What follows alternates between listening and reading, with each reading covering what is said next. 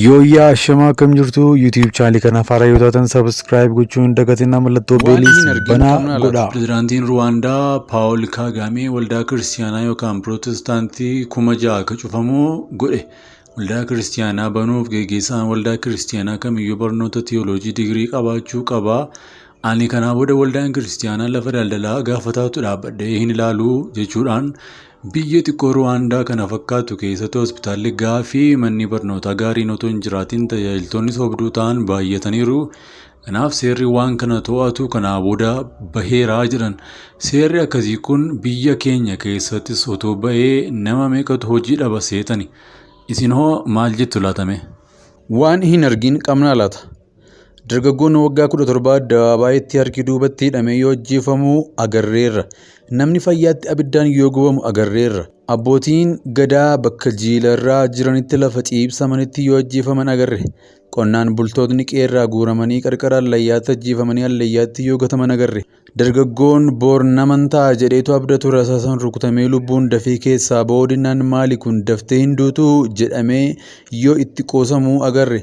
Namoonni konkolaataa lamaan fe'amanii dhufanii daggala qarqara irratti konkolaataa irraa buufamanii jumlaa yoo dhuman agarre. Dubartiin guddoon akaayii garbuu gurgurtee jiraattu karaa irraa qabamtee yoo ajjeefamtu agarre. Jaarsi waggaa 60 ajjeefamee reeffi isaa karaa irraa kaafamuu dhorkamee guyyaa 2 yoo bulu agarre. Reeffi dhala namaa baajaajiidhaan magaalaa keessa harkifamee yoo adeemuu agarre. Kana hunda viidiyoo waraabanii nutti argisiisan. Kan hin waraabamin kan nuti hin argin meeqa laata? Isa Waaqayyotu beeka. Amma viidiyoo ajjeechaa gaafa agarru akkuma fiilmii wayiitti ilaalee dabarra. Mee naaf ergii nan ilaalaa jennee wal gaafanna. Hidhii xuuxuullee dhiisneerra. Hammina nu barsiisan, du'a nu shaakalsiisan, safuu nu wallaalchisan, garaa nu jabeessan, namummaa keessaa nu baasan barri kun hin darbinin hafuu Waaqayyoo garuu jira. Joon Huus jedhama fayyaatti ibiddaan gubame. Sababii amantii isaaf akka Kiristoos Yesuus dhiisuuf gaafatanii jennaan didee jiraatti ibiddaan gubame. Yeroo iddoo itti ajjeesan geessan akka inni Kiristoos Yesuusin ganuuf yookaan dhiisuuf lammaffaa deebi'ee maqaa kana akka hin dubbanneef carraadhumaa iddoo itti gubatu irratti carraan kennameefii ture.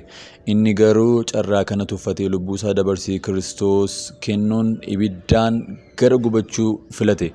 Osoo har'a ta'e silaatii barsiisonni badhaadhummaa lallaban akka maatii isaa buuka akkaawuntii isaa konkolaataa isaa mana isaa yaadatee gooftaa ganuu danda'a. Wanti lallabdoonni baay'een har'a lallaba jiran gonkumaa kan nuuf faayidaa kan hin qabneef gooftaa wajjin kan walitti nu hin finnedha. Waaqayyoo lallabdoota waa'ee lafaaf badhaadhummaa lafaa qofa lallaban warri Kiristoosiin namatti hin mul'ifne irraa isin haa eegu. Yooyyaa ashamaa akkam jirtu YouTube chaanalii kanaaf haaraa yoo taatan subscribe gochuun dagatina mallattoo beeliis banaa godhaa.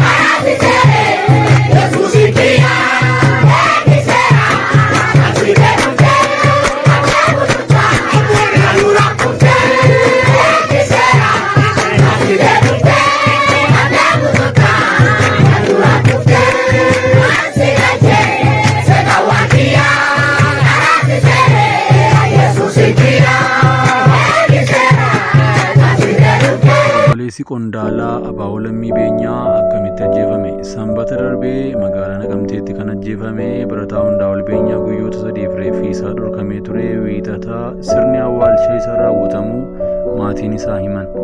Obboleessa qondaalaa Abaaboo kan wayitaa ammaa mana hidhaa jiru Lammii Beenyaa kan ta'e barataa Hundaa'ol osoo qormaataa kutaa 12ffaa qophiitti jiru akka ajjeefame obboleessi isaa Firaa'ol Beenyaa BBC'tti himee ture.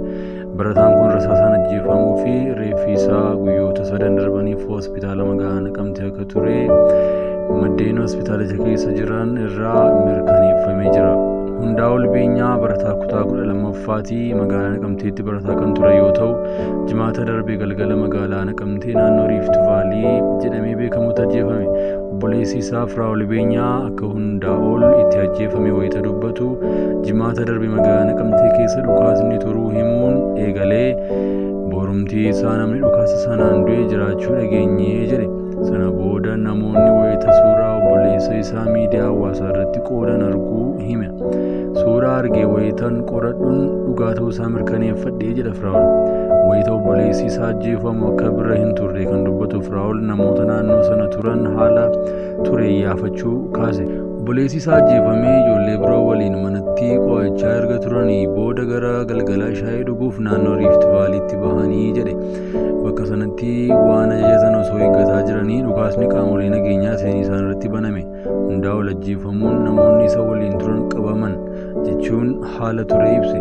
Namoota isa waliin turan keessaa kanneen madaa'an turaniiru jedhe. Reeffi isaa guyyoota 3f osoo hin kennamin erga ture booda wiixata maatiin fudhachuun sirni awwaalchaa obboleessa isaa raawwachuuf akka ture BBC Afaan Oromootiif qoodeera. Obboleessi isaa kunis kan siyaasa waliin hidhata homaatu hin qabneef barataa qorumsaaf qophii irra jirutu ajjeefamee jedhe. Obboleessi isaa barataa ajjeefame kana erga ajjeefamee abbaa torbe ajjeefne jedhamuun fokkorri ture. Hundaa'ol garuu barataadha malee nama siyaasaa hin turre. Qormaataaf qophaa'aa ture jedhe. Dhimma kana irratti waajjirri poolisii magaalaa Naqamtee irra deebiidhaan BBC Afaan Oromoo argachuudhaaf yaalii godhaniin hin milkoomneef.